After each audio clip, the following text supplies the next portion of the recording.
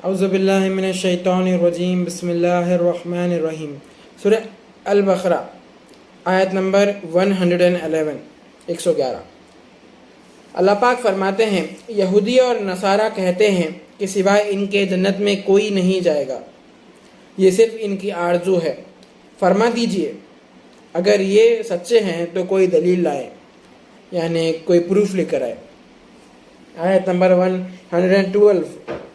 112 میں اللہ پاک فرماتے ہیں، جو بھی اپنے آپ کو اللہ کے سامنے جھکا دیتا ہے، بے شک اللہ اس کا پورا بدلہ دے گا، اور نہ ان پر کوئی خوف ہوگا اور نہ ہی کوئی غم ہوگا۔ آیت نمبر 113 میں اللہ پاک فرماتے ہیں، یہودی کہتے ہیں کہ عیسائی حق پر نہیں، اور عیسائی کہتے ہیں کہ یہودی حق پر نہیں ہے، حالانکہ یہ سب تورات پڑھتے ہیں۔ یہ بے علم کی باتیں کرتے ہیں، آخرت کے دن اللہ ان کے اس جھگڑے کا فیصلہ کر دے گا۔ آیت نمبر 114 میں اللہ پاک فرماتے ہیں، اور اس سے زیادہ اور کون ظالم ہو سکتا ہے جو مسجدوں میں اللہ کے ذکر کو روکے اور انہیں ویران کرے۔ ان کو کوئی حق نہیں کہ وہ ان مسجدوں میں داخل ہو مگر ڈرتے ہوئے۔ ایسے لوگوں کو دنیا میں بھی رسوائی ہے اور آخرت میں بھی بڑا عذاب ہے۔ آیت نمبر 115 میں اللہ پاک فرماتے ہیں، اور اللہ ہی کا ہے مشرق اور مغرب، بس جس طرف بھی تم رخ کرو گے اس طرف اللہ کی ذات ہے، بلا شبہ اللہ کی وسعت کی کوئی انتہا نہیں، اسی طرح اس کے علم کی بھی کوئی حد نہیں۔ آیت نمبر 116 میں اللہ پاک فرماتے ہیں، اور یہ کہتے ہیں کہ اللہ اولاد رکھتا ہے، نہیں، وہ تو ان سب سے پاک ہے، بلکہ ہر چیز جو زمین اور آسمان میں ہے سب کی سب اسی کی ہے اور سب اللہ کے فرما بردار ہے۔ عیسائی کرسچنس بولے جیسا کہ اللہ کے اولاد، عیسیٰ علیہ السلام کو اللہ کے اولاد بولتے، تو اللہ بول رہے کہ اللہ تعالیٰ اولاد سے پاک ہے۔ آیت نمبر 117 میں اللہ پاک فرماتے ہیں، وہی پیدا کرنے والا ہے آسمانوں اور زمینوں کا، اور جب بھی کوئی کام کرنا چاہتا ہے تو اسے کہہ دیتا ہے ہو جا، اور وہ ہو جاتا ہے، یعنی کن فیکن۔ آیت نمبر 118 میں اللہ پاک فرماتے ہیں، اور وہ لوگ جو علم نہیں رکھتے کہتے ہیں کہ اللہ ہم سے کلام کیوں نہیں کرتا، یا ہمارے پاس کوئی نشانی کیوں نہیں آتی۔ اسی طرح ان سے پہلے جو تھے وہ بھی ان کی سی باتیں کیا کرتے تھے، ویسی سیم باتیں کرتے تھے وہ بھی۔ ان کے دل ایک دوسرے سے ملتے جلتے ہیں۔ جو یقین کرتے ہیں ان کو سمجھانے کے لیے ہم نے یہ نشانیاں بیان کر دی ہیں۔ آیت نمبر 119 میں اللہ پاک فرماتے ہیں، اے نبی صلی اللہ علیہ وآلہ وسلم، ہم نے آپ کو خوشخبری دینے والے اور عذاب سے ڈرانے والے دین حق دے کر بھیجا ہے، اور دوزخیوں کے بارے میں آپ سے کوئی سوال نہیں کیا جائے گا۔ آقا سے دوزخیوں کے بارے میں کوئی سوال، کوئی پوچھ تاچھ نہیں کریں گے اللہ تعالیٰ، کیونکہ آقا کو اللہ تعالیٰ دین حق دے کے بھیجے تھے تاکہ آقا جو ہے لوگوں کو خوشخبری سنائے، مومنوں کو خوشخبری سنائے اور لوگوں کو اللہ کا ڈر سنائے۔ آیت نمبر 120 میں اللہ پاک فرماتے ہیں، اور یہودی آپ سے کبھی خوش نہیں ہوں گے اور نہ عیسائی ہی خوش ہوں گے، دونوں بھی کبھی خوش نہیں ہوئیں گے، یہاں تک کہ آپ ان کے مذہب کی پیروی کریں، یعنی فالو کرنا شروع کر دیں۔ اگر آپ ان کا مذہب فالو بھی کریں تو بھی ویسا سیم رہیں گا وہ۔ آپ کہہ دیں کہ اللہ کی ہدایت ہی تو اسلام کی ہدایت ہے، اور اگر آپ ان کی خواہشات کی پیروی کریں گے باوجود یہ کہ آپ کے پاس ہماری وحی پہنچ گئی ہو، تو آپ کو اللہ کے عذاب سے بچانے والا نہ کوئی دوست ہوگا اور نہ کوئی مددگار۔ آیت نمبر 121 میں اللہ پاک فرماتے ہیں، وہ جنہیں ہم نے کتاب دی ہماری کتاب ایسے پڑھتے ہیں جیسے کہ پڑھنے کا حق ہے، یہی لوگ اس پر ایمان رکھتے ہیں، اور جو اس کو مانتے ہیں اور جو اس کو نہیں مانتے، یہ لوگ خسارے میں رہیں گے اور نقصان اٹھائیں گے۔ آیت نمبر 122 میں اللہ پاک فرماتے ہیں، اے اولاد یعقوب،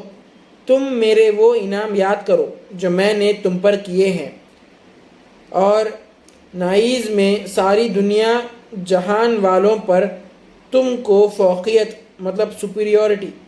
اور عزت عطا کی۔ وہ ٹائم پر اولاد یعقوب جو قوم تھی، اللہ تعالیٰ ان کو جتنے بھی دنیا میں جتنے بھی لوگ آتے ہیں سب میں سپیریئر رکھے تھے اللہ تعالیٰ ان لوگوں کو، اور ان لوگوں کو جو سو عزت بھی عطا کرے تھے دنیا میں اللہ تعالیٰ ان لوگوں کو۔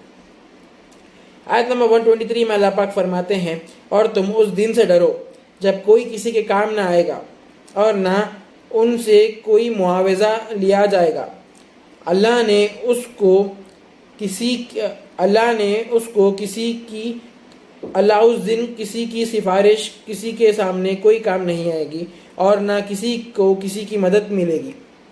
نہ اس دن کسی کی کوئی سفارش کسی کی مدد کر سکیں گی، نہ ہی جو ہے سو کسی کو دوسرا شخص مدد کر سکیں گا سوائے ان لوگوں کے جن کو اللہ تعالیٰ آلریڈی پرمیشن دے چکے ہیں،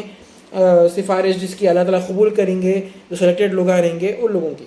لوگوں کے سوائے کسی کی کوئی سفارش قبول نہیں کی جائیں گی اور نہ ہی کسی کی کوئی مدد ملے گی کسی کو بھی۔ آیت نمبر 124 میں اللہ پاک فرماتے ہیں اور جب ابراہیم علیہ السلام نے چند باتوں میں جب ابراہیم علیہ السلام سے چند باتوں میں اس کے رب نے آزمائش کی تو وہ اس میں پورے اترے، تو وہ ان سب جتنے بھی آزمائشیں لیے تھے اللہ تعالیٰ ابراہیم علیہ السلام کے وہ سب میں پورے اترے تھے ابراہیم علیہ السلام۔ اللہ نے کہا میں تم کو لوگوں کا امام بناؤں گا، تو ابراہیم علیہ السلام نے کہا کیا میری اولاد میں سے بھی بنائیں گے؟ تو اللہ تعالیٰ نے فرمایا ہاں، میرا وعدہ ظالموں کے لیے نہیں ہوتا۔ ابراہیم علیہ السلام کے آل میں سے جتنے بھی آپ نبیوں کو دیکھیں گے سب آل ابراہیم میں سے ہے۔ آیت نمبر 125 میں اللہ پاک فرماتے ہیں اور جب ہم نے خانہ کعبہ کو لوگوں کے لیے جمع ہونے اور امن پانے کی جگہ بنایا اور حکم دیا کہ تم مقام ابراہیم کو نماز کی جگہ بنا لو، اور ابراہیم اور اسماعیل علیہ السلام سے ہم نے عہد لیا یعنی وعدہ لیا کہ میرے گھر کو طواف کرنے والوں اور اعتکاف کرنے والوں، رکوع کرنے والوں اور سجدے کرنے والوں کے لیے صاف رکھا کرو۔ آیت نمبر 126 میں اللہ پاک فرماتے ہیں اور جب ابراہیم نے دعا کی کہ اے میرے رب اس شہر کو امن کی جگہ بنا دے اور اللہ پر اور آخرت پر ایمان لائے، جو اللہ اور آخرت پر ایمان لاتے ہیں ان کے کھانے کے لیے اس شہر میں میوے عطا فرما۔ اللہ نے کہا کہ جو کافر ہو جائے اس کے لیے بھی میں کسی قدر فائدہ پہنچاؤں گا، پھر اس کو عذاب دوزخ کے لیے مجبور کروں گا اور وہ بہت بری جگہ ہے۔ کافروں کے ساتھ جتنا بھی معاملہ رہیں گا اللہ تعالیٰ کا وہ دنیا کے حد تک ہی رہیں گا، آخرت میں کافروں کا کوئی حصہ نہیں ہے۔